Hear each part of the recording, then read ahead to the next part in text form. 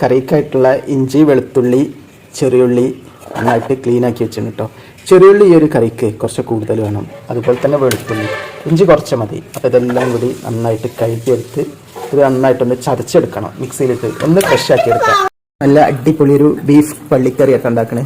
അപ്പോൾ അതിനായിട്ട് 1.5 കിലോഗ്രാം ബീഫാണ് ഇവിടെ ഇതേ വലിപ്പത്തിൽ മുറിച്ച് മാറ്റി വെച്ചിട്ടുണ്ട് കേട്ടോ. വെളിച്ചെണ്ണ ഒഴിച്ച് കൊടുക്കുക. കുക്കറിലാണ് ഉണ്ടാക്കണേ.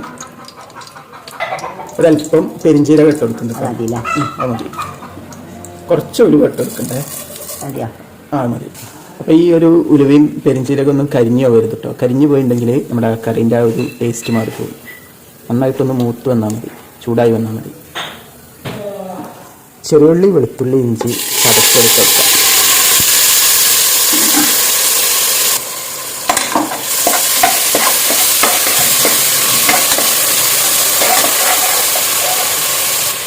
ഒരു 2 തക്കാളി, വലിയ തക്കാളി ഇല്ല, ഒരു മീഡിയം സൈസിലുള്ള 2 തക്കാളി ഇട്ട് കൊടുക്കാം.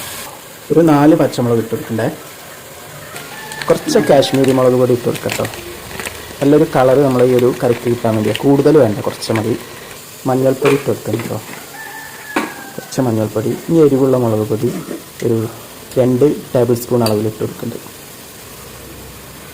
1 ടേബിൾ സ്പൂൺ അളവിൽ മല്ലിപ്പൊടിയും കൂടി ഇട്ട് കൊടുക്കുന്നുണ്ട് കേട്ടോ. ഇതിൻ്റെ ഈ ഒരു പച്ച സ്മെല്ലൊക്കെ പോയി കിട്ടുന്നവരെ നന്നായിട്ടൊന്ന് വറുത്തെടുക്കാം. അപ്പോൾ ആ ഒരു സമയത്ത് ആവശ്യത്തിനുള്ള കല്ലുപ്പും കൂടി ഇട്ട് കൊടുക്കുന്നുണ്ട്. കുറച്ച് ഗരം മസാല പൗഡറും കൂടി ആഡ് ചെയ്യാം. ഇനി കുറച്ച് വെള്ളം ഒഴിച്ച് കൊടുക്കാം.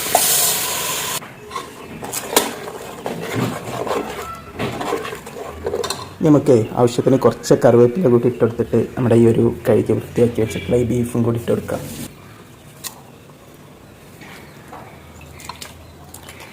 അധികം മൂപ്പില്ലാത്ത ബീഫാട്ടോ.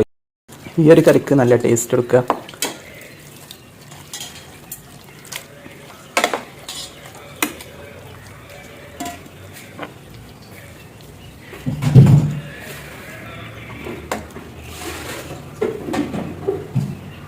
ഇനി കുക്കർ അടച്ച് വെച്ചിട്ട് ഓരോ ബീഫിൻ്റെ പരുവനുസരിച്ച് ഒരു 3-4 വിസിൽ വരുന്നത് വരെ ഒരു ലോ ഫ്ലെയിമിൽ വെച്ചിട്ട് വേവിച്ചെടുത്താൽ മതി.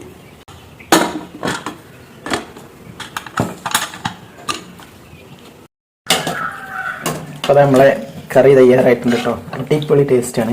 അത്യാവശ്യം നല്ല കട്ടിയുള്ളൊരു കുറുകിയൊരു കറിയാണ്.